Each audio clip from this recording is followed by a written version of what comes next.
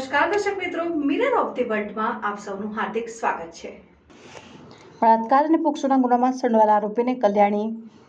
ખાતેથી ધરપકડ કરતી મકરપુરા પોલીસની team.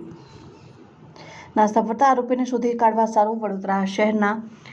Police commissioner Shri Narasimha Kumar સાહેબ તથા સંયુક્ત પોલીસ કમિશનર શ્રી મનોજ નીનામા સાહેબ તથા ઝોન 3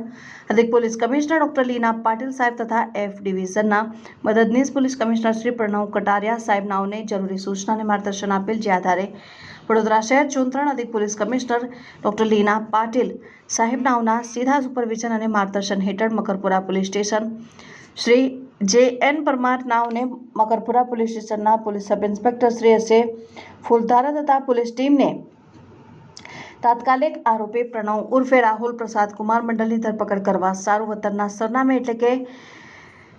વેસ્ટ બંગાળ ખાતે તારીખ 28મી જૂન 2024ના રોજ મોકલી આપેલ, જે આધારે આરોપી